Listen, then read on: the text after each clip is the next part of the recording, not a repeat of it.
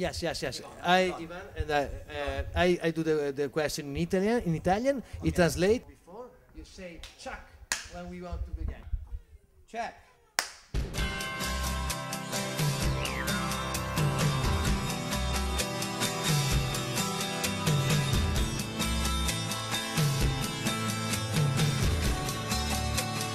Do you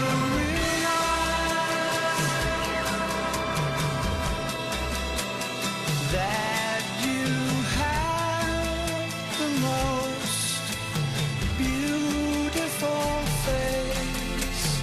Do you realize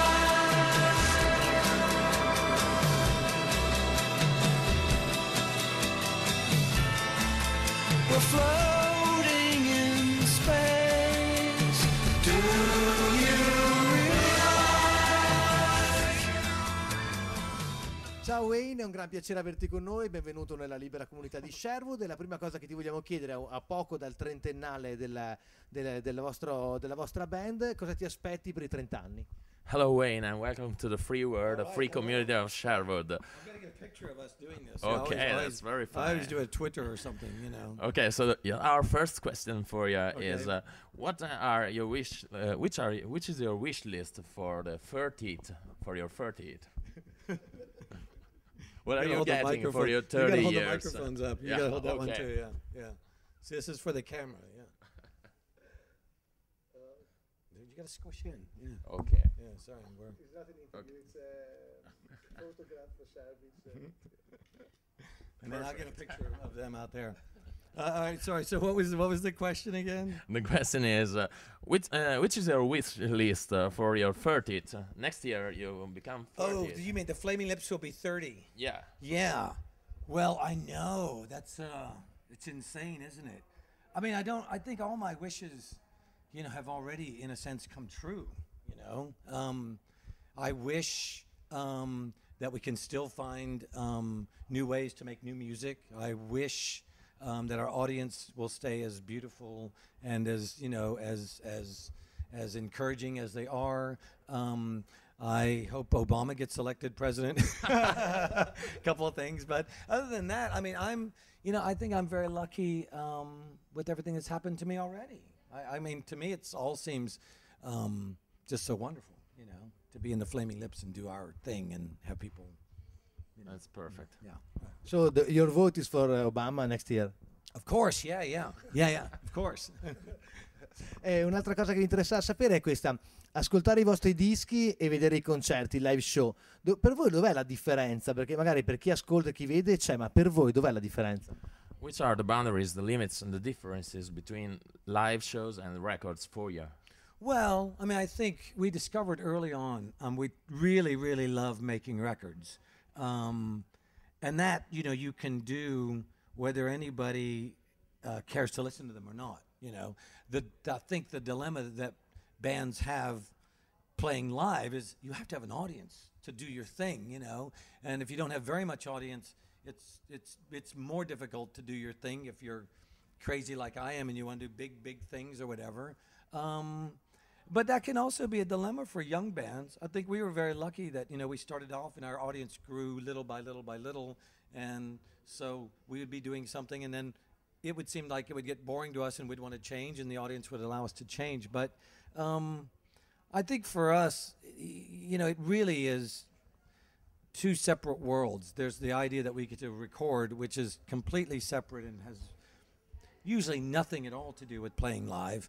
And then playing live is just this way of being intense and, you know, entertaining people. But, you know, they're connected. But I mean, you know, this idea of making records, you know, I think bands would get, I think they would get a lot further in their being satisfied with what they do if they didn't think, oh, well, what we play live is the way we record. Because for us, it just has nothing. Those two worlds are completely separate, you know. Un'altra cosa che è interessante chiederti è questa: molti mi prendono per pazzi e giustamente hanno anche ragione, però voglio in generale, dico, ma quando vi buttate in quelle avventure tipo ridisegnare, riscrivere, riproporre mostri sacri come Dark Side of the Moon o altre situazioni come queste, chi ve lo fa fare? Okay, so who's asking you to recreate, overcome, and put in a new shape masterpieces like Dark Side of the Moon, even though people thinks you're crazy? Well, that's what he said at the end. People think I'm crazy. Yeah, maybe. I don't so. Well, I think anybody who's interested in music and recording would look at a record like Dark Side of the Moon and just think it's amazing, you know. And the fact that it's so popular, you can see that it has some power to reach almost anybody that hears it is affected by it, because in a sense it's just really very universal sort of dramatic music. I mean, it talks about themes that any intelligent human is going to go through, you know. Not everybody, but I think intelligent people and people who are sensitive especially can truly relate to, you know, these themes of isolation and insanity and what is power and what is money and all these sorts of things. So to me, it's fascinating. It's endlessly fascinating. It's like the more you know about it, the less you seem to know about it. It's like each time you peel a layer off, there's more and more things to it. And so, yeah, I mean, if nothing, I'm a fan of music, but I'm curious about everything in the world. You know, I'm curious about women. See, we talk about her love story mostly. That's what we should do the interview about. That'd be a great interview. But those are the things that music is made of. I mean, music isn't made of music. Music is made of this struggle that people have. And I think, you know, that's what our music is about. You know, I think it's always about you go inside yourself and try to let that guide you, but doesn't always do that. Yeah. But the prism reflects it as colors, like in Dark Side of the Well, I Moon. don't know. I don't think it always does. No, I think a lot of times it reflects it horribly back at yourself, and you realize that you're just a selfish, you know, pathetic, you know, narcissistic asshole. But I don't know. You know, I'm not. I don't know. I mean, I think part of my dilemma is that I feel an obligation to follow my will and not necessarily try to wonder if it's going to succeed or if it's going to fail. You know, we've made 16 records by now. We've, like you said, we've been around for 30 years. I would think that there would be a time where you could just go and do it and not necessarily say, oh, we're going to do this. If we do it this way, it'll succeed. If we do it that way, it'll succeed better. And not be so sure of what happens to you. I think that's probably the state that I'm more in now, especially about music and art, than ever, you know. Okay, your records are 16, so they can drive now. Well, they can yeah, have their maybe own so. way. Yeah, that's what I mean. Well, in a sense, you know, I think, you know, you don't always know what to do. I think people get ideas, but you don't know how to make them real. I think any artist is struggling to express themselves, but also to be expressive. You know, sometimes what you want to say, you can't shape it to where it says that. And I think it's only been within the last couple of records that I feel like we've been able to break through to something that really is this expression. And I suppose that's where the real fear comes in. I think that's what our record, we have a record that's yet to come out, and I think that's what that record is about. It's about, I think once you truly expose yourself to the world or expose yourself in any way, you run the risk of being vulnerable and being destroyed. Yeah. Okay, Wayne, last question. Last question. Just to ask you. Let's ask her about her love story. Yeah. That'll be the next interview. I get to be the interviewer.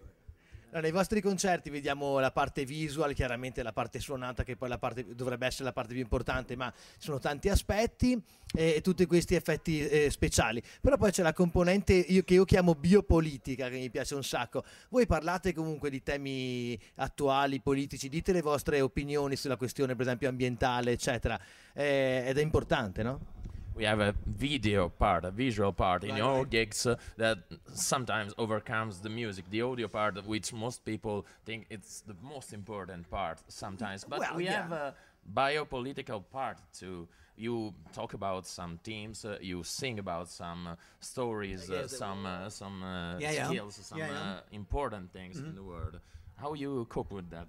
Well, I mean, I think that part of what the Flaming Lips are about is it's about a bigger spectacle. I would agree with you that there's times when we do so much stuff that it could be distracting from the performance, and I agree with that. But I would say as a philosophy of the way I live my life, you know, I would rather go too far and do too much and say, sorry, I went too far, than not to go as far as I want to go and say, you know, oh, sorry, I didn't do enough, you know. So I don't know. I think it really is what we're about. I mean, this idea of it being a complete thing, it's not just what you hear, it's not just what you see, it's everything that we've put into it. So I don't know. I mean, I certainly when we play to bigger audiences, and that it isn't necessarily going to be true today. I mean, I'm not sure what size audience we'll play to today, but when you play to bigger audiences, 10,000 people or something like that, you've got to have bigger. To me, anyway, I feel like you've got to have a little bit bigger things. I mean, I would even say compared to a group even like Radiohead, there's quite a spectacle of things going on that's accompanying their performance and their music, you know. And I would, you know, I'd say if you don't dig that, that's cool. You know, I really feel as though I'm left to do exactly what I like, and I'm not sure everybody digs it, you know, but That's perfect. yeah. Fantastico. That's Thank you, grazie a Coyne, grazie ai Flaming Lips. You're welcome Well, thank in you. the Thank you. You're awesome. free community of Sherwood. Thank you so much. Thank you, Luglio. All right. Thank you, man. Bye. All right, we always end with this song because after this there can be no more love that an audience can give. Thank you guys for being so crazy tonight. It's such a beautiful night to be here with you. We feel as though it's the first time we're here. We feel as though we're surrounded by all of you being our friends tonight. So we love you. We love you. Have us back. Make your festival every year and have us come back, okay? We love you.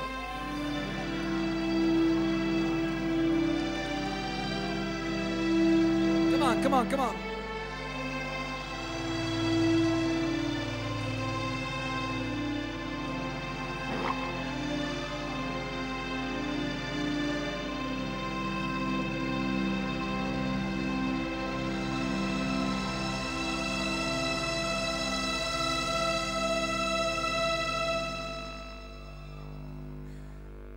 Do you realize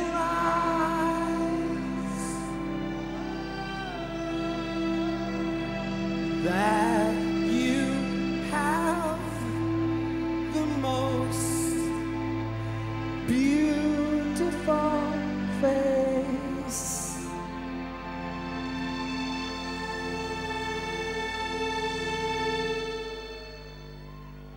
Come on.